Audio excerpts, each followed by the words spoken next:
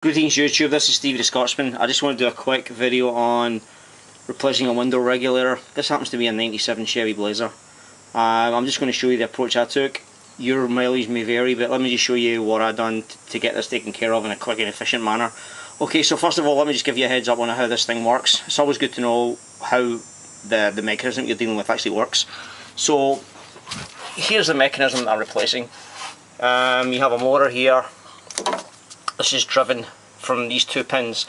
Now, to verify that this is actually the problem, when you toggle that switch, you know, up or down on that switch assembly, you'll get plus or minus 12 volts. You know, obviously it's going to switch direction.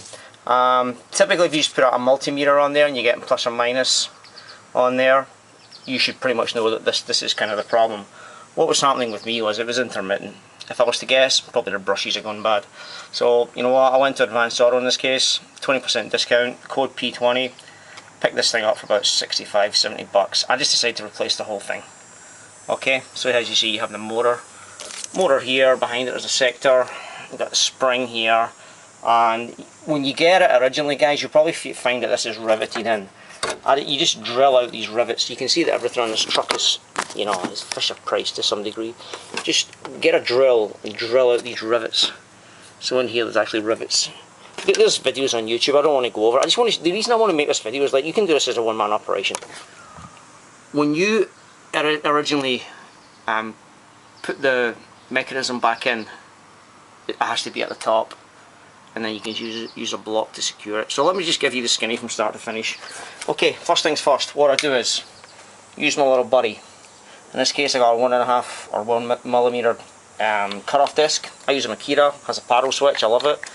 If you want to keep things down to a minimum, just go to Harbour Freight, pick up an angle grinder, 11 bucks. Pick up a mask, don't mess with your eyes, guys.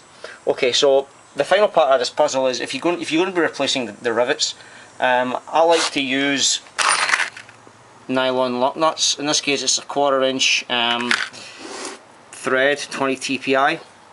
You can pick them up at the hardware store.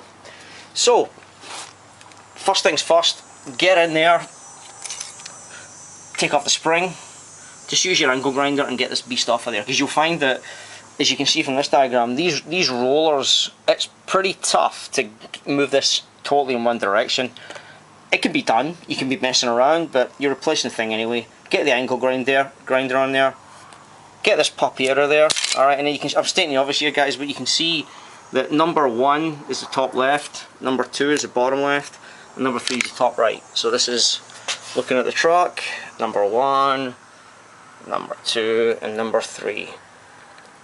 And what you'll find is that this here is actually sits on a bracket that is actually riveted in here. You can see these two rivets. So this is pretty much stationary. And the one thing to notice is number 2, which goes into this rail, there's a stopper on this rail, so you need to feed this number 2 wheel from right to left. You can't go from left to right because there's a stopper. Make sense? Great. And I got the motor, what I've done is I basically just put it on a wheel, basically connected up the electrics and got it to halfway. So my guess was, you know what, when I go to reassemble it, it's pretty much this sector gear here is going to be halfway. Okay, so get the angle grinder, get it off of there. Alright, you're ready to put it in. Second part of the puzzle, I just use these clamps. Some wood, secure it with the window up. When you secure it with the window up, then what you can do is you can feed this whole mechanism back in. Start here and feed it in, and then feed this number 2 in, and then feed in number 3, which is the top right. Now when you do that, it's going to be on the top. What to do then is, you can just hold that with your right hand, with your left hand, just unscrew that clamp and just slowly bring it down to the window's about halfway. You can see where I'm at now, guys. This is about halfway, and what I've done is I've just fed it in. I've got one bolt in here, and then what I'll do is I'll just start putting in the other bolts. Now the one thing to bear in mind is, if you need to do any alignment, just move this window up and down slightly. You know, there should be enough tension on here that, like, you can just move this up and down.